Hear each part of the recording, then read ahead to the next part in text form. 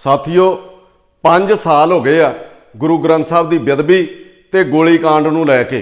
तुहानूं याद होगा कि 4 FIR दे विच दर्ज कीतियां गईयां सीगियां, जिन्हां दे विच नंबर 1 129 नंबर FIR 14/10/15 नूं बाइबल केस दे विच दर्ज कीती गई सी। नंबर 2 192 नंबर FIR 14/10/15 नूं बरगाड़ी केस दे विच दर्ज कीती गई सीगी। मैं नंबर ते साल तुहानूं इस करके दस रहा कि कोई भी बंदा इहदे नैट दे उत्ते अपडेट जिहड़े ओह लै सकदा वा। नंबर 3 7 दिन बाद 21/10/15 नूं एक FIR होर दर्ज की गई सी अणपछाते पुलिस वालियां दे खिलाफ। पहली गल तो कभी पुलिस भी अणपछाती हुंदी आ, चलो ये गल्लां पहलां ही बहुत ज़्यादा हो चुकियां ने, मैं अगलियां गल्लां ते आउण लगा।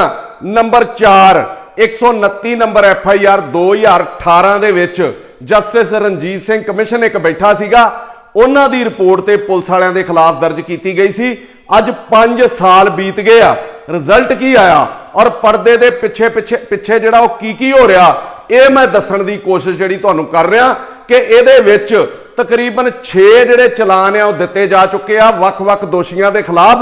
ते हुण जिहड़ा मेन चलान सीगा वो पेश होना सी सुखबीर सिंह बादल ते साबका DGP सुमेध सिंह सैनी के खिलाफ, जिन्हों रोकण लई अड्डी चोटी का जिहड़ा जोर लग रहा वा सुखबीर ते साबका DGP सैनी ते सरकार दे बंदे भी नाल रले होण करके उन्हां वल्लों भी इन्हां 4 केसां दे खिलाफ जिहड़ी चीज़ मैं लोकां सामने लैके आउण लगा, लोकी ते समझदे भी सिर्फ ये 4 केस ही दर्ज होए सी ते इहदे ते ही सुनवाई चल रही आ।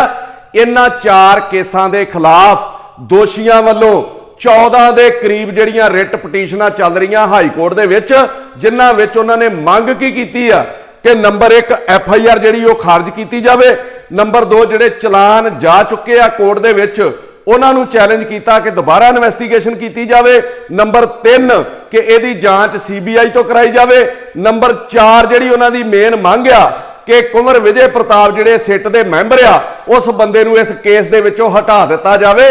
बहुत सारे लोकां नूं केस का पता भी ये सिर्फ बेदबी केस चल रहा, मैं फिर दस रहा जेड़ा जेड़ा सामना ये केस दे विच जिहड़े अधिकारी चंगा काम करना चाहुंदे उन्हां नूं कर रहा, मैं वो जानकारी उन्हां नूं सामना करना पै रहा, उहदी जानकारी मैं तुहाडे नाल साझी कर रहा।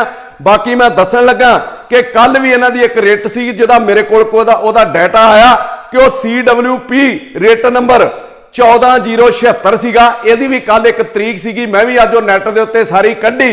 इस रिट पटीशन के खिलाफ सरकार ने दिल्ली तो वकील जिहड़े हायर किए हुए, जिहड़ी मेन चीज़ मैं तुहानूं दस्सण लगा, मेन गल दस्सण लगा, इस रिट के खिलाफ दिल्ली तो वकील हायर किए हुए आ और फीस सुन के तुसीं लोग हैरान हो जाओगे कि 2 वकील ने इस रिट दे विच, एक वकील की फीस 27.5 लाख रुपया एक पेशी की है, जिहड़ी 10-15 मिनट की पेशी हुंदी है, और 2 वकीलों की फीस 50 लाख के करीब बनती है, और उन्हां दा आउण जाण दा खर्चा जिहड़ियां टिकटां वा वो बिजनस क्लास जहाज दे विच बुक हुंदियां, जिहड़ियां आम टिकटां नालों 4 गुणा महंगियां, ते उन्हां दे कमरे उन्हां दे नाल स्टाफ दे कमरे ताज होटल दे विच जिहड़ा 5K 7 स्टार होटल आ ਉਹਦੇ ਵਿੱਚ ਸਾਰੇ ਸਟਾਫ ਦੇ ਕਮਰੇ ਬੁੱਕ ਕਰਾਏ ਜਾਂਦੇ ਆ।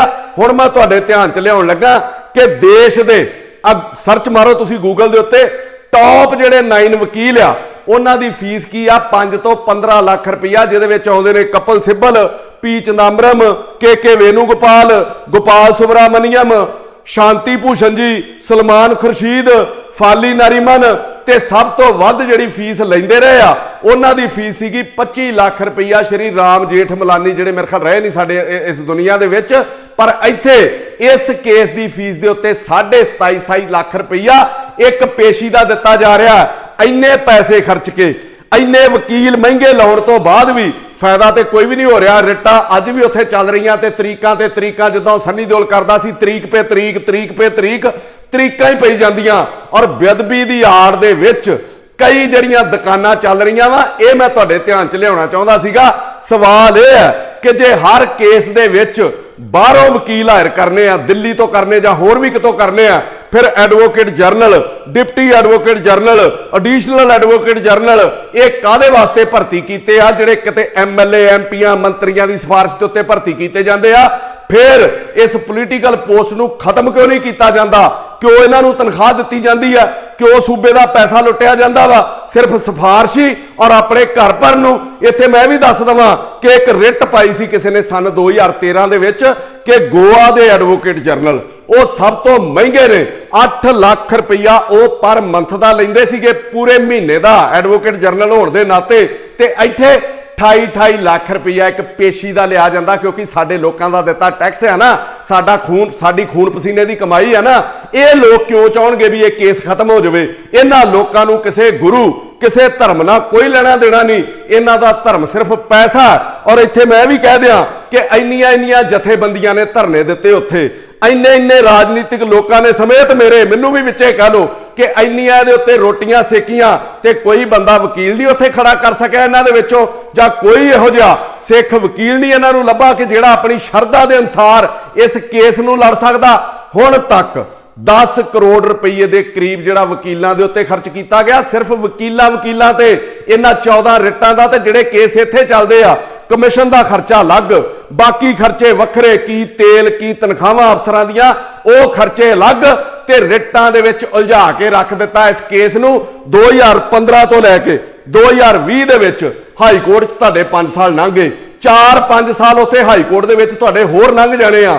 फिर हाई कोर्ट के फैसले तो बाद यहो केस दोबारा 5-6 साल जिहड़ी लोकल कोर्ट है फरीदकोट उहदे विच चलना, उथों जे उत्थे कोई फैसला हुंदा ते उस तो बाद सैशन च 5 साल, उस तो बाद हाई कोर्ट च फिर 5 साल, उस तो बाद सुप्रीम कोर्ट च फिर 5 साल, मतलब 50 साल जिहड़े इस केस दे विच खज्जल खराब हो जाने आ। इंसाफ लैण वाले भी मर जाने आ ते दोषी भी जिहड़े भी खत्म हो जाने, मतलब एक पीढ़ी साडी खत्म हो जानी आ। सानू इहदे विच इंसाफ नहीं मिलना। मैं लोकां नूं भी कहना भी आपां एवें नाल मूँह चुक के वेहदे रहने आ, आस छड़ दिओ। बाकी जिहड़े पंजाब दे मुद्दे मैं फिर कहण लगा, मैं अगे भी कहा सीगा कि मैं बहुता धार्मिक मुद्दिआं 'च नहीं पैना चाहुंदा। होर पंजाब दे बड़े मसले ने चुकण वाले, होर पंजाब दे विच भुखमरी, गरीबी, बेरोजगारी, इहो जिहा जिहड़ा तशद्दद आ, इन्हां मसलिआं नूं चुकण दी सानूं सारिआं नूं कोशिश करनी चाहीदी आ। पर फिर भी जो मेरी नज़र दे विच आया ਉਹ मैं तुहाडे लोकां नाल साझा करना चाहुंदा सीगा। आखिर इस केस दे विच साडा सरकारी पक्ष इन्ना कमजोर क्यों आ? इत्थे मैं भी तुहाडे ऑन रिकॉर्ड आ, इतों कोई मुनकर नहीं हो सकदा जिहड़ियां गल्लां मैं कर रहा। कुंवर विजय प्रताप जिहड़े सिट दे मैंबर ने, उन्हें कई चिट्ठियां लिखियां कि एडवोकेट जनरल ये बड़ा सेंसिटिव केस आ, ਇਹਦੇ ਵਿੱਚ खुद पेश होया करन कोर्ट दे विच, पर एडवोकेट जनरल साहब के खिलाफ तो मंत्री भी बोलते रहंदे आ, महाराजा साहब तो उन्होंने खिलाफ सुनते ही नहीं, वो तां भी कोर्ट दे विच नहीं आउंदे। चलो कुंवर दे कहण ते ना आउण, इत्थों तक मैनूं पता लगा कि कैप्टन अमरिंदर सिंह ने भी उन्हां नूं कहा कि तुसीं खुद कोर्ट दे विच पेश होवो, वो तां भी नहीं जांदे। ਉਹ ਇਹਦਾ मतलब वो सुपर मुख मंत्री ने, वो मुख मंत्री नूं भी कुछ नहीं समझते।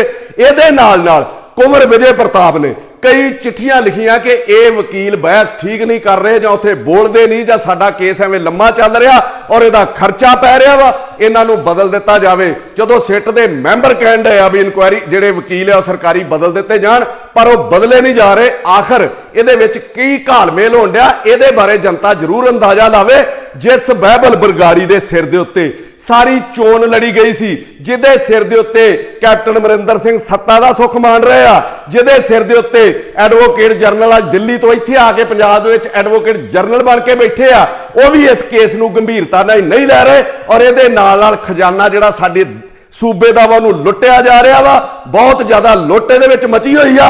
आखिर किस किस दा मैच फिक्स आ, किस के कौन कौन इहदे विच रलिआ बादलों दे नाल, समय ने आपे ही दस देना। समा बड़ा बलवान आ, समा आउण ते भी पता लग जाना किन्नी देर तो सुखी रंधावा किन्ना रौला पाउंदे सीगे, वो भी इस केस के उत्ते नहीं बोल रहे। सार नवजोत सिंह सिद्धू जिन्हां ने प्रैस कॉन्फ्रेंस की, जिहड़े स्टेजां दे उत्ते बोलते रहे मैं इट नाल इट खड़का दूंगा, 2 साल तो एक लफ्ज नहीं उन्होंने बोलिया, ना सैनी के खिलाफ ना बादलों के खिलाफ। मैनूं यह भी पता लगा कि साबका DGP सैनी उन्हां नाल एक पत्रकार ने इन्हां दी मीटिंग करा दी और सिद्धू साहब एक लफ्ज बोलण नूं तैयार नहीं सैनी के खिलाफ। अजे मैं सिद्धू साहब नूं यह कहना कि कुंवर विजय प्रताप सारा पंजाब जानदा सीगा, तुहाडा दोस्त आ, ते जदों कुंवर विजय प्रताप नूं कमिशन ने बदल दिता सी, इलैक्शन कमिशन ने, सारे पंजाब ने दुहाई दी, कैप्टन अमरिंदर सिंह ने स्टेटमेंट जारी की इहनूं नहीं बदलिया जाऊगा, उदों ते तुहाडी सरकार दे नाल नाराजगी भी कोई नहीं सीगी, उदों भी तुसीं एक वारी स्टेटमेंट नहीं दित्ती इस बेअदबी दे खिलाफ, कुंवर नूं उत्थे रखण दे खिलाफ। ਤੁਸੀਂ ਵੀ ਇਹਦੇ ਬਾਰੇ ਸਪਸ਼ਟੀਕਰਨ ਦਿਓ ਕਿ ਤੁਸੀਂ ਕਿਉਂ ਨਹੀਂ ਬੋਲ ਰਹੇ ਇਸ ਬੇਅਦਬੀ ਦੇ ਉੱਤੇ, ਜਿਹਦੇ ਉੱਤੇ ਤੁਸੀਂ ਰੌਲਾ ਪਾਇਆ ਸੀ, ਜਿਹਦੇ ਉੱਤੇ ਤੁਸੀਂ ਚੋਣਾਂ ਜਿੱਤੀਆਂ।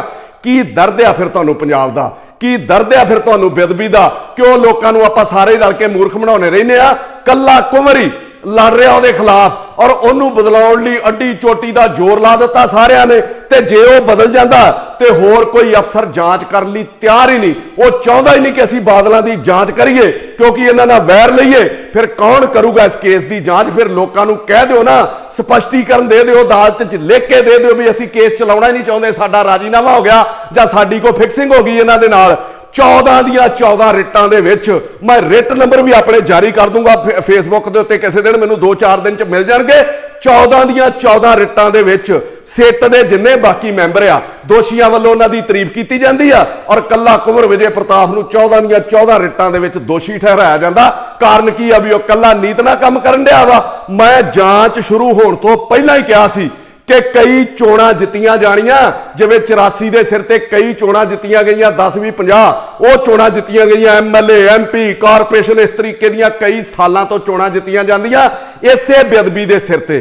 ਕਈ ਚੋਣਾਂ ਜਿੱਤਣੀਆਂ ਨੇ ਕਾਂਗਰਸ ਨੇ ਕਿ 2017 ਚ ਐਮਐਲਏ ਦੀ ਜਿੱਤ ਗਏ, 2019 ਚ ਐਮਪੀ ਦੀ ਜਿੱਤ ਗਏ, ਕਾਰਪੋਰੇਸ਼ਨਾਂ, ਜ਼ਿਲ੍ਹਾ ਪ੍ਰੀਸ਼ਦਾਂ, ਪੰਚਾਇਤਾਂ ਔਰ ਹੁਣ ਦੁਬਾਰਾ ਜਿਹੜੀ 2022 ਆ ਉਦੋਂ ਵੀ ਕੋਈ ਨਾ ਕੋਈ ਖੇਡ ਖੇਡਣਗੇ। ਕਈ ਹੋਰ ਜਿਹੜੀਆਂ ਚੋਣਾਂ ਕਈ ਸਾਲ ਤੱਕ ਇਸ ਬੇਅਦਬੀ ਦੇ ਸਿਰ ਤੇ ਜਿੱਤੀਆਂ ਜਾਣੀਆਂ ਔਰ ਅਸੀਂ ਲੋਕਾਂ ਨੇ ਮੂਰਖ ਬਣਦੇ ਰਹਿਣਾ ਵਾ।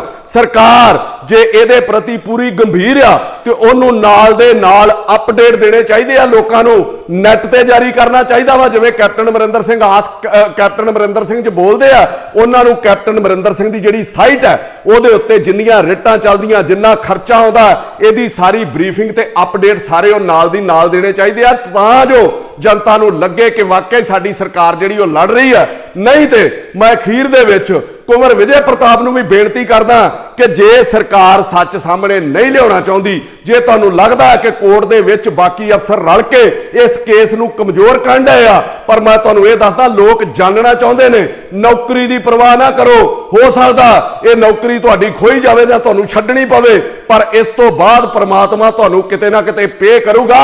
ਹੋ ਸਕਦਾ ਇਸ ਤੋਂ ਵੱਡੇ ਰੁਤਬੇ ਤੇ ਬਿਠਾਵੇ, ਪਰ ਲੋਕਾਂ ਨੂੰ ਨੀਅਤ ਨਾਲ ਜਾਣੂ ਕਰਾਓ। ਤੇ ਜਾਂ ਤੇ ਜੇ ਤੁਸੀਂ ਵੀ ਜਾਣੂ ਨਹੀਂ ਕਰਾਉਂਦੇ, ਫਿਰ ਮੈਨੂੰ ਵੀ ਇਹ ਲੱਗਦਾ ਲੋਕ ਤੁਹਾਡੇ ਤੇ ਯਕੀਨ ਕਰਦੇ ਨੇ। ਮੈਂ ਵੀ ਤੁਹਾਨੂੰ ਦੱਸ ਦਵਾਂ ਕਿ ਕੁੰਵਰ ਵਿਜੇ ਪ੍ਰਤਾਪ ਜੀ, ਤੁਸੀਂ ਜੋ ਕਹਿ ਦੋਗੇ, ਅਜੇ ਤੱਕ ਲੋਕਾਂ ਦਾ ਵਿਸ਼ਵਾਸ ਹੈ ਤੁਹਾਡੇ ਉੱਤੇ।